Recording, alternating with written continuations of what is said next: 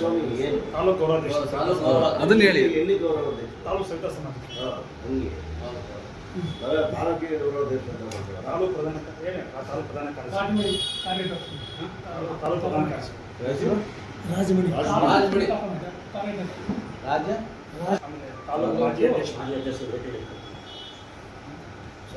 ರಾಜು ತಾಲೂಕು ಖಜಾಂಚಿ ಸವಿತಾ ಸಮಾಜ ಸದಸ್ಯರು ಹೇಗಿದ್ದಾರೆ ರಾಜು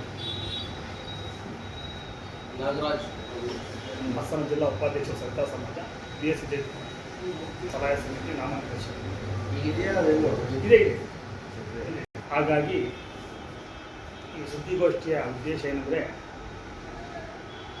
ನಮ್ಮ ಕ್ಷೇತ್ರದ ಶಾಸಕರಾದ ಹಾಗೂ ಜನಪ್ರಿಯ ಶಾಸಕರಾದ ಭಗೀರಥರಾದಂಥ ಹಾಗೂ ಕರ್ನಾಟಕ ರಾಜ್ಯ ಗೃಹಮಂಡಳಿ ಅಧ್ಯಕ್ಷರಾದಂಥ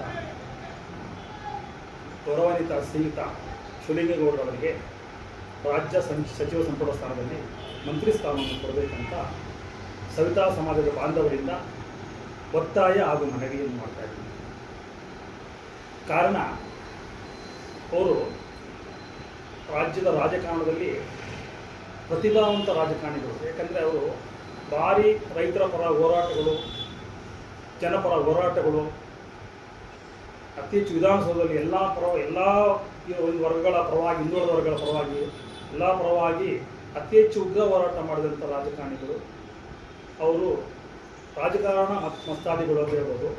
ಆಮೇಲೆ ರಾಜಕಾರಣ ಅತಿ ಹೆಚ್ಚು ಅವರು ಒಂದು ನಮ್ಮ ಸಂಗೀತದಲ್ಲಿ ಯಾಕೆಂದರೆ ವಿದ್ವಾಂಸರು ಅಂತ ಹೇಳ್ತಾರೆ, ಅದು ಅತಿ ಹೆಚ್ಚು ವಿದ್ವಾಂಸರು ಅಂತ. ಅದು ರಾಜಕಾರಣ ವಿದ್ವಾಂಸರು ಅಂತ ನಮ್ಮ ಸಂದರ್ಭದಲ್ಲಿ ಹೇಳ್ತಾ ಇದ್ದೀನಿ. ಹಾಗೂ ಅವರು ಬಸವಣ್ಣನವರ ತತ್ವಗಳನ್ನ ಹಿಡಿದು ಎಲ್ಲರೂ ಒಗ್ಗೂಡಿಸಿ, ಎಲ್ಲ ಸಮಾಜಗಳನ್ನು ಒಗ್ಗೂಡಿಸಿಕೊಂಡು ಹೋಗ್ತಾ ಇದ್ದಾರೆ ಅವರು. ಹಾಗೂ ಡಾಕ್ಟರ್ ಅಂಬೇಡ್ಕರ್ ಸಾಹೇಬ್ರ ಥರ ಎಲ್ಲರನ್ನೂ ಸಹ ಅವರು ಎಲ್ಲ ಇದು ಮಾಡ್ಕೊಂಡು ಹೋಗ್ತಾ ಇದ್ದಾರೆ. ಹಾಗಾಗಿ ಅವರಿಗೆ